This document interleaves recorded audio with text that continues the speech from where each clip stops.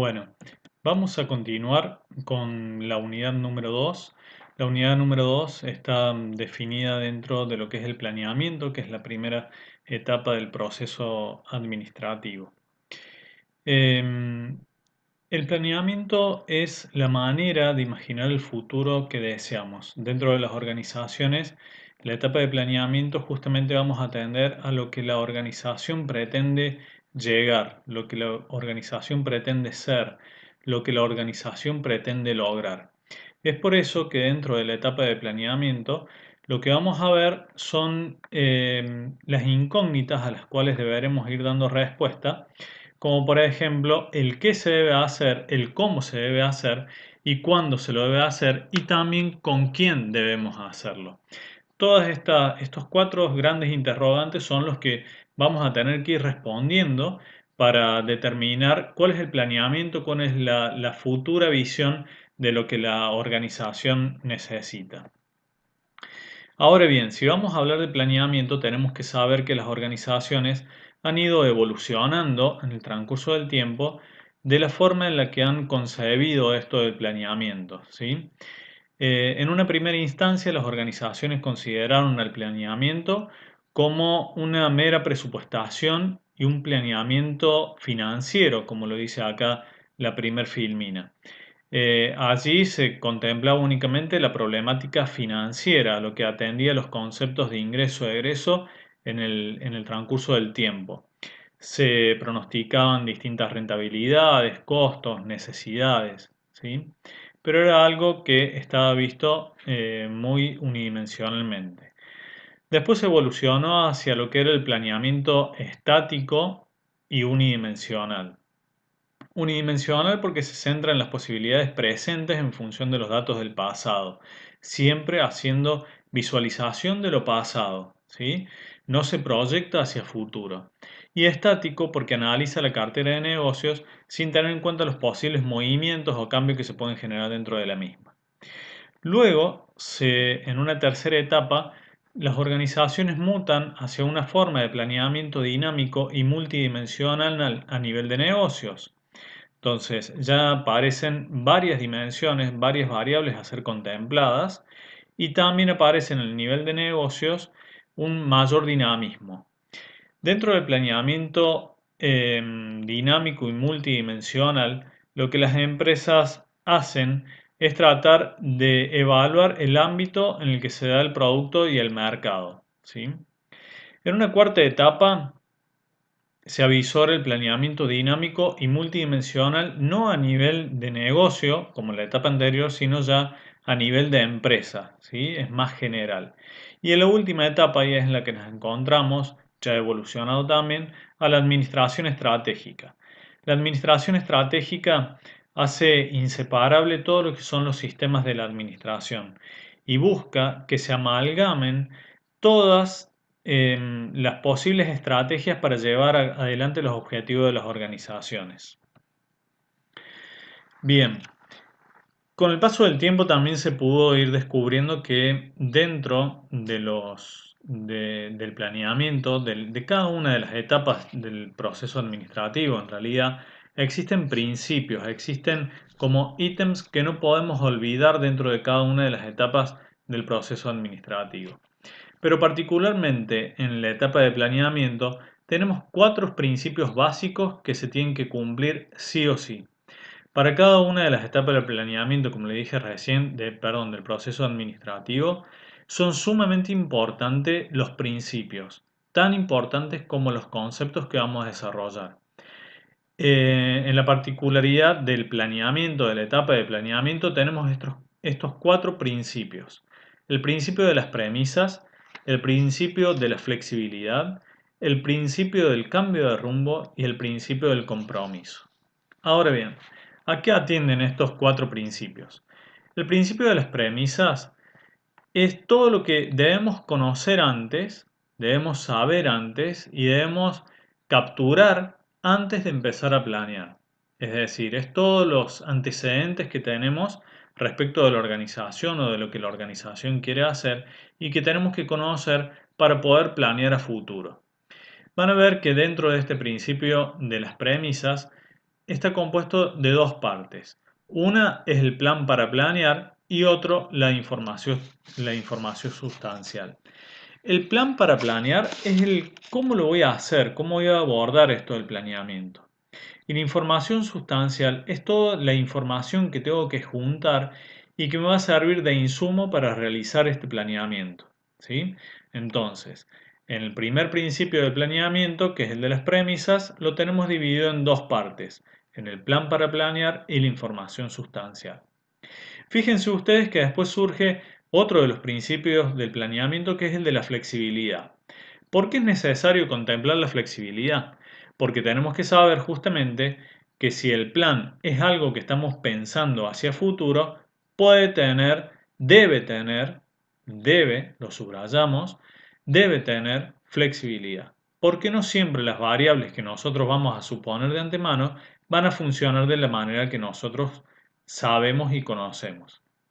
Sepamos que estamos inmersos dentro de la teoría de los sistemas, como habíamos dicho en la unidad 1, y todas esas variables suponemos que van a trabajar de una determinada manera, pero puede suceder que en el futuro y cuando todo esté caminando, alguna variable sufra algún cambio, entonces el plan, este planeamiento, debe tener un mínimo de flexibilidad como para poder ajustarse a esos cambios que se dan en las variables.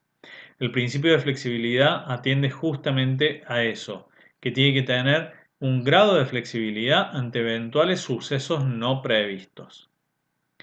También hay otro principio muy importante que va atado con el anterior, que es el del cambio de rumbo. Quizás, y siempre lo nombramos de la misma manera, sería como el principio de la flexibilidad, pero mucho más riguroso, es decir, mucho más grave. Cuando hay alguna variable, o ya no es una sola variable, sino que son varias variables las que están haciendo que nuestro plan se modifique. Entonces puede llegar a haber un cambio de rumbo muy determinante, ¿sí? Un volantazo dentro de la actividad de la organización. Entonces, el plan debe contemplar cuáles son las salidas o los caminos que se nos van a bifurcar en el caso de necesitar de que hagamos un cambio de rumbo. Y por último, pero no menos importante, es el principio del compromiso. El principio del compromiso atiende a que las personas deben conocer cuál es el plan de la empresa para poder subirse a este tren que la empresa o la organización le ha propuesto. Si ustedes lo miran para ustedes mismos, ustedes se sienten mucho más comprometidos cuando conocen cuál es la causa por la cual estamos luchando, cuál es el objetivo por el que estamos peleando, cuáles son los sacrificios que hacemos para obtener determinadas cosas, ¿sí? El principio del compromiso atiende a que cada uno de los que estamos vinculados dentro de la organización conozcamos, sepamos hacia dónde nos dirigimos. Eso genera mucho mayor certidumbre y me propone, de parte de los recursos humanos sobre todo, que se suban a este tren, que se comprometan mucho mejor con los objetivos de las organizaciones. Bien, ahora, ¿cuál es la importancia del planeamiento? Si sintetizamos respecto de lo que existe en el material de estudio de esta unidad de planeamiento, podemos mencionar estos 6 aspectos que son fundamentales. Es una guía para la acción. Es muy distinto, ya se los mencioné en la unidad 1, levantarse y comenzar el día sin saber qué tengo que hacer y levantarse y programar el día de una manera eh, más eficiente. De esa manera, cada uno de los recursos que intervengan en nuestro día justamente van a buscar la eficiencia y van a buscar comprometerse con el objetivo que necesito cumplir en el día. De esta manera, al finalizar el día, voy a poder incluso controlar si fui eficiente o no fui eficiente con el uso del tiempo. El planeamiento es importante porque nos propone una guía para la acción. No andamos dentro de la organización preguntando qué tendremos que hacer un día, qué vamos a hacer el otro, sino que nos enfocamos hacia la acción. Por otra parte, implica un mayor compromiso para todos los integrantes de la organización. Esto tiene que ver con el principio del compromiso que vimos anteriormente cuando veíamos los principios de planeamiento. También obliga a pensar en la eficiencia y la eficacia, Porque cuando nosotros estamos haciendo un planeamiento en lápiz y papel, en borrador, en formato borrador o formato preliminar, nos podemos dar el lujo de detenernos a pensar de qué manera voy a combinar los recursos para justamente buscar que sean eficientes. En cambio, si nosotros no hiciéramos el planeamiento, nos van a sorprender determinados eventos que no nos van a dejar pensar de una manera tan lúcida y tan serena de saber si es la mejor opción o no. También obliga a pensar en términos de fortalecer la cultura de la previsión. Es decir, si yo estoy determinando que voy a utilizar determinados recursos para determinadas actividades, ya me puedo poner en marcha para poder conseguirlos. Obliga a identificar factores esenciales para el éxito de la organización, por lo mismo que estamos viendo ahora, de los puntos anteriores, y también facilita el control. Lo podría decir de una manera más tajante. Podría decir que si no existe planeamiento, poco control va a existir, porque cuando lleguemos a la etapa del control vamos a hablar de que controlamos lo que hicimos con lo que planeamos. Es decir, que si no planeamos, le estamos sacando una parte a la etapa del control. Solamente nos quedamos con lo que hicimos, pero no tenemos contra qué contrastarlo. Bien, ahora, si bien determinamos la importancia que tiene el planeamiento, también tenemos que conocer que el planeamiento tiene algunas limitaciones. ¿Cuáles son esas limitaciones que tiene el planeamiento? Bueno, sin duda es caro y difícil. ¿Caro en qué sentido? Caro en que la mayoría lo considera como una etapa improductiva, porque justamente es una etapa en la que uno se sienta a pensar, pero no a producir. Ahora, sí lo que tenemos que saber, tal como decíamos dentro de sus beneficios del planeamiento, es que este detenerme a pensar antes de lanzarme a ejecutar me va a hacer ser mucho más eficiente que si no me detuviera. Entonces, esto de que es caro es relativo, porque después se va a convertir también en un ahorro. La rigidez con la que pueden plantearse algunos planes también es una limitante, por eso hay que estar atento a eso. No soluciona las crisis momentáneas, y eso es así. También la pereza mental, que esto es una de las mayores limitantes, porque muchos por ahí subestiman la etapa de planeamiento, porque justamente les da esa pereza mental, o ese status quo que por ahí uno lo considera más conveniente. Hay resistencia interna de todas las partes de la organización de sentarse a planear, sobre todo cuando tenemos interacción entre las áreas de la organización y de que el área de recursos humanos se tiene que juntar con el área de producción para poder planificar de una mejor manera y de una manera más acabada y hacer reuniones interáreas y demás. Por ahí existen algunas incluso rispideces en ese sentido. Los cambios en los flujos de la información, los problemas operativos tienden a anular los esfuerzos de esa planeación. Por ahí uno se queda sumergido en la diaria o surge algún imprevisto y ya abandonamos el plan y decimos que en realidad nada es lo que se puede presupuestar, pero no es así y ya lo vamos a ir demostrando a medida que avancemos sobre la unidad. Bien, ahora. Tenemos herramientas del planeamiento. Si ustedes retoman la unidad 1, dijimos que en esa discusión de ciencia, arte y técnica, también había una parte, la parte que defendíamos que era una técnica, justamente era por el herramental que utilizábamos para llevar adelante la ciencia de la administración. Entonces, ese herramental en el planeamiento específicamente lo podemos nombrar en estos 10 puntos. En la visión, la misión, los objetivos, las políticas, las estrategias, las tácticas, los programas, los presupuestos, las reglas y los procedimientos. Y no podría haberlos dicho de otra manera porque hubiera estado mal. Es decir, ustedes lo ven aquí en un orden y lo vamos a mantener este orden porque vamos a ir desde lo más general hacia lo particular, desde lo más estratégico, lo más político, hacia lo más operativo. ¿Sí?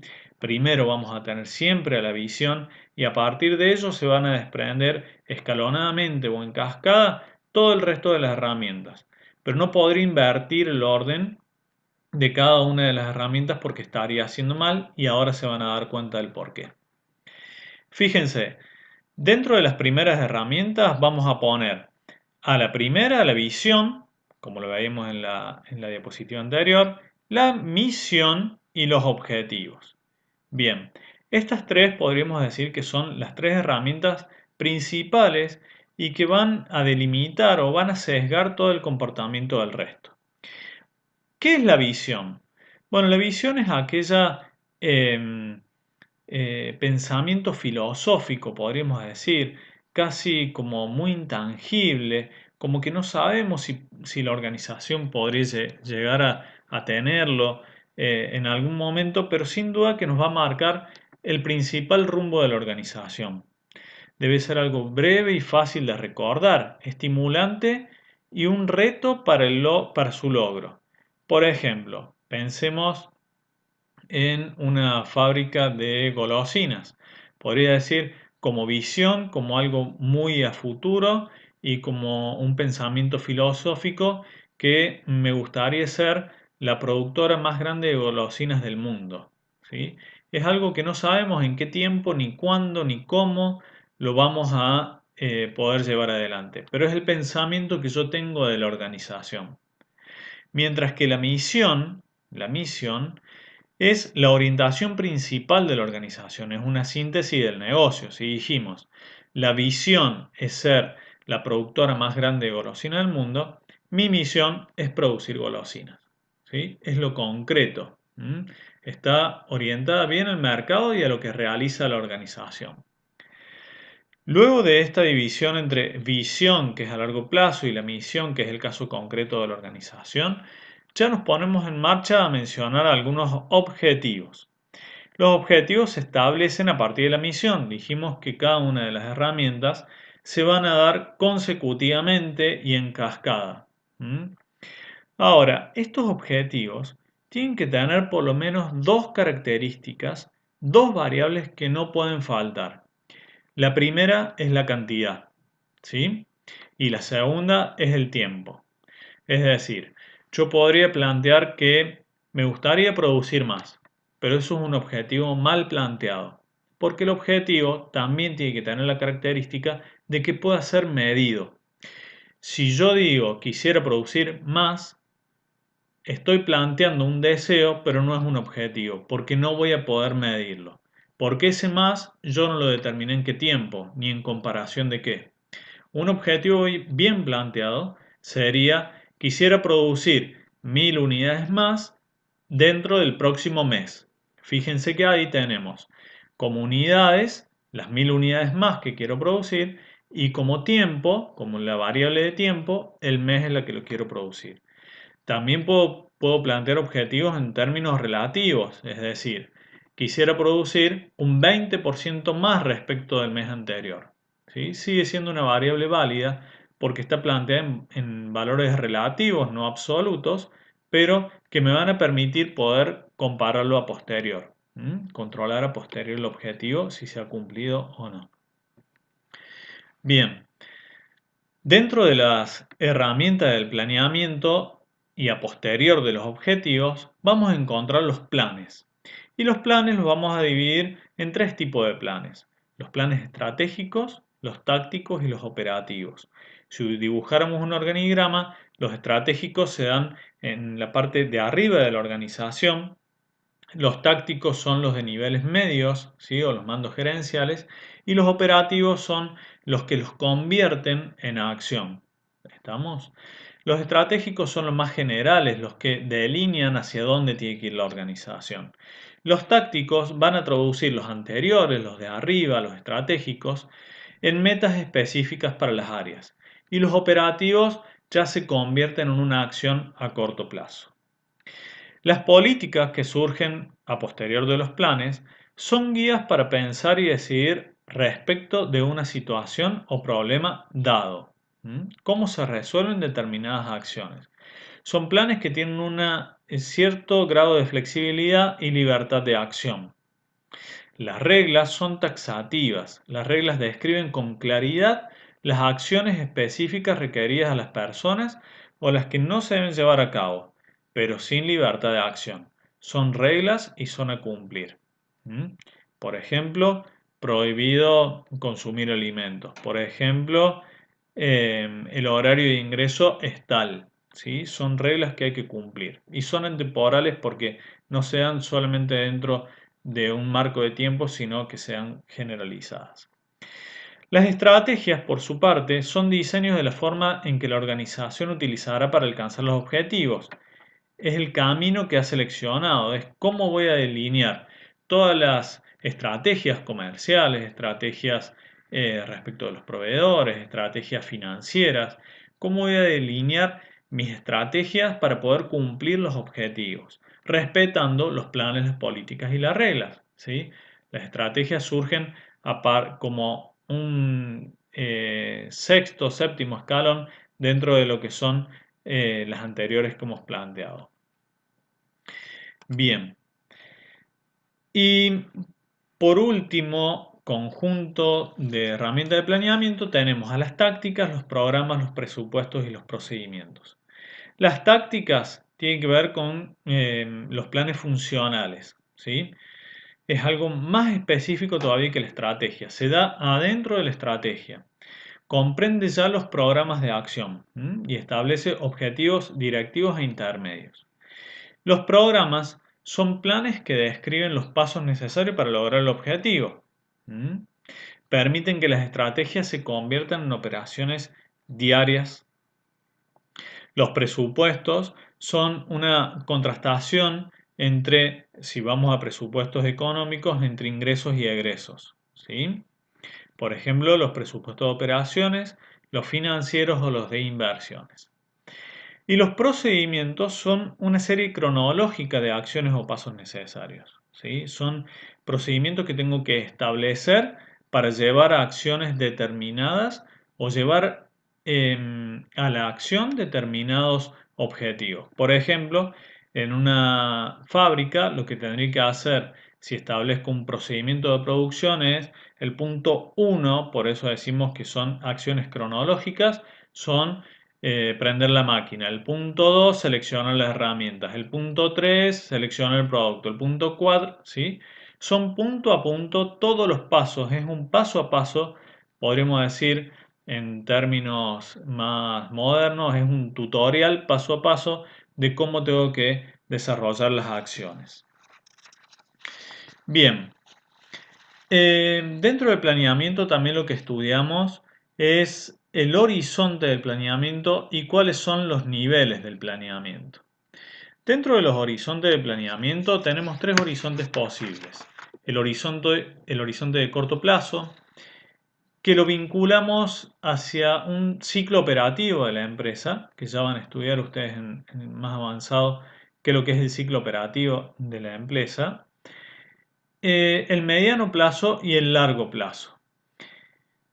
El ciclo operativo es lo que tarda el producto en, si tenemos, por ejemplo, una fábrica, lo que tardamos en elaborar el producto, en tenerlo como producto terminado, en venderlo, en cobrarlo y que se vuelva a convertir en producto.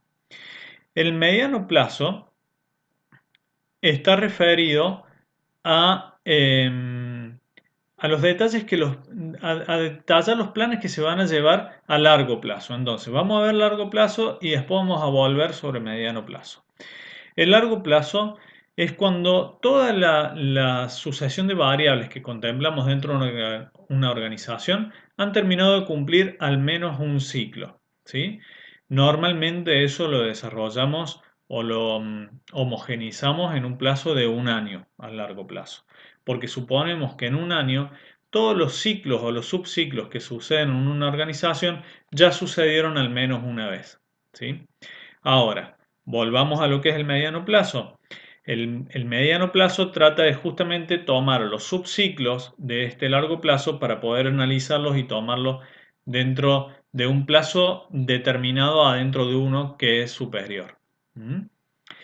Pero este horizonte de planeamiento no lo podemos ver si no vemos los niveles de planeamiento. Los niveles de planeamiento, tales como los de presupuesto que veíamos recién, están referidos también a lo estratégico o de alta dirección, a lo directivo o de gerencia media o mandos medios, como les solemos llamar, y a los operativos o niveles también de mandos medios, ¿sí? Porque el directivo está referido a la gerencia media y el operativo a los mandos medios o los mandos operativos. ¿Mm? Bien, a los estratégicos involucra a la empresa toda, pero normalmente son los encargados de delinear la misión, la visión, los objetivos, las políticas, ¿sí? Las reglas generales. Y tal como dice acá, son de largo plazo, es decir, que podríamos unir los planeamientos estratégicos con los planeamientos de largo plazo, ¿sí? Por eso está la misión, la visión, los objetivos. El directivo de gerencia media involucra a las áreas, es decir, que acá están los planes funcionales, los programas de acción y que son de mediano plazo. Por eso es que acá tenemos en el mediano plazo cómo expresamos con detalles los de largo plazo, que eran los anteriores, los niveles de planeamiento anterior. Y como operativo o de mando medio, involucra ya a los departamentos que están adentro de las áreas y que aquí se van a desarrollar en estos niveles de planeamiento los presupuestos, los procedimientos y las reglas específicas y que son de corto plazo, son de ejecución corta, ¿sí? Dentro de un ciclo operativo. Es decir, que los niveles de planeamiento operativo de mandos medios están vinculados con el corto plazo y delinean los procedimientos y reglas específicas de cómo vamos a tener que actuar.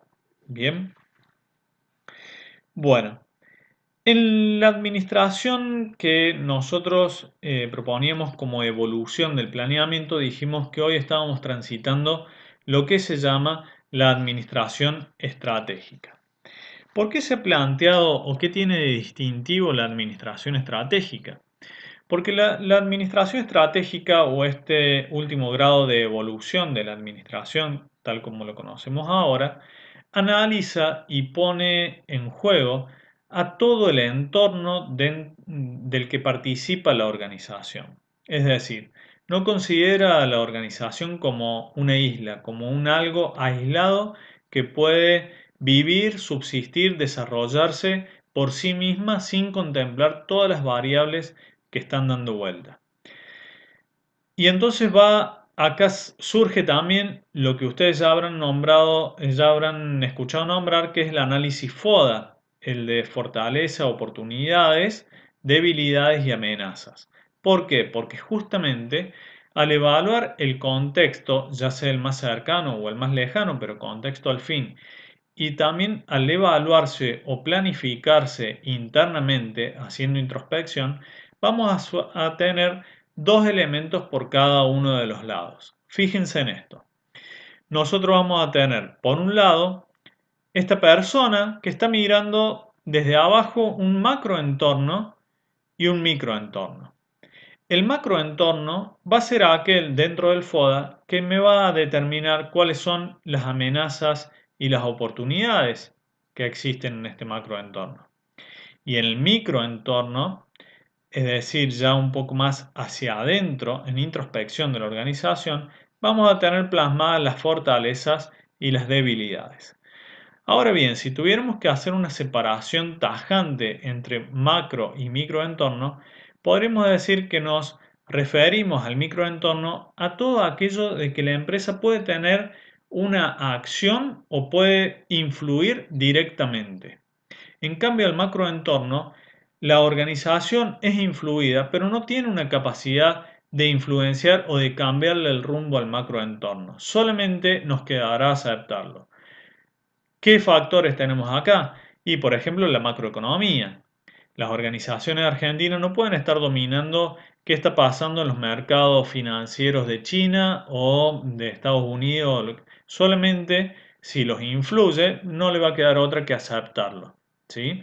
Y ver de qué manera flexibilizo mis planes de acuerdo a lo que esté pasando en estas economías que me impactan. También, por ejemplo, los cambios demográficos. ¿Mm?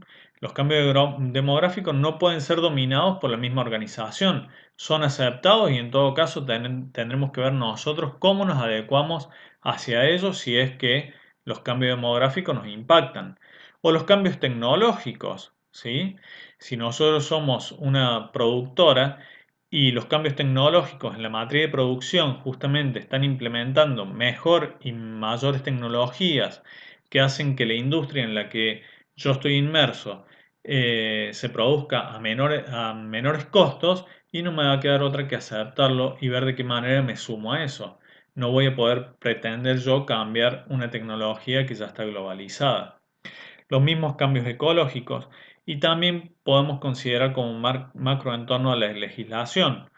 Cuando sale una ley o cuando la AFIP determina determinadas cuestiones, yo no puedo pensar en que modificar la reglamentación de la AFIP. Tendré que ver cuáles son las reglas de juego que me quedan a mí como organización para poder adecuarme de la mejor manera o de la forma más eficiente.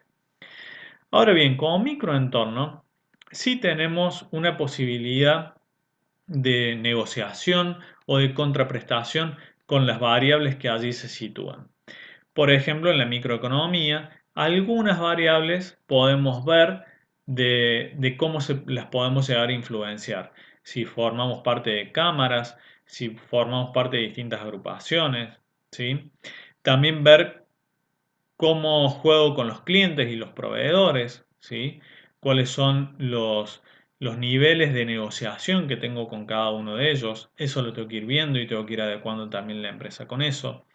Y también, sin duda, los recursos propios con los que cuento. ¿Mm? Bien, a partir de la administración estratégica, que es lo que estamos viendo, y considerando a la organización como un todo dentro de un contexto, va a surgir también la administración por objetivos.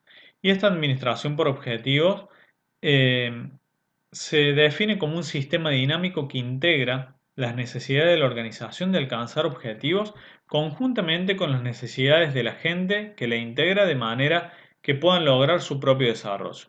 Es decir, no tiene solamente en cuenta los objetivos organizacionales, sino también que las personas que están involucradas dentro de la organización puedan cumplir con su propio desarrollo. Fíjense qué importante esto. Y por último, la administración por objetivo tiene determinadas características. Por ejemplo, la primera característica es que se establecen los objetivos de manera conjunta entre el ejecutivo, quien realiza la operación directamente, y su superior.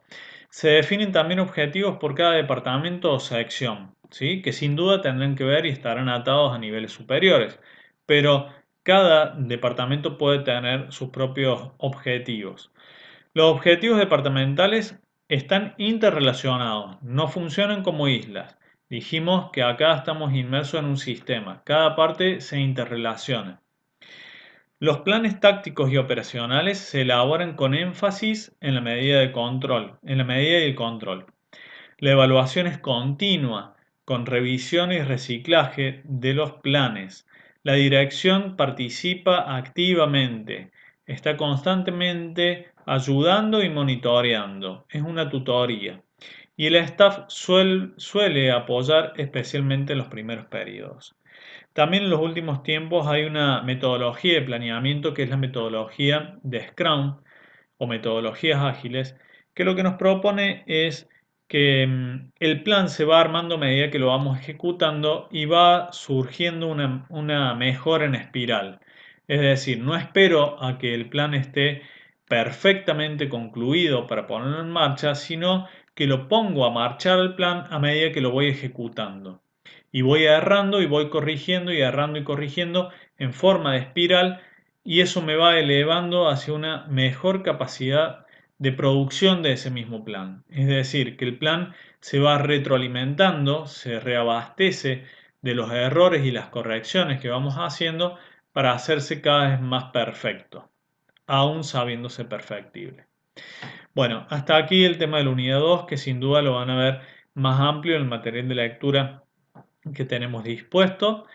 Vamos a desarrollar también algunas actividades prácticas al respecto de esta unidad. Muchas gracias.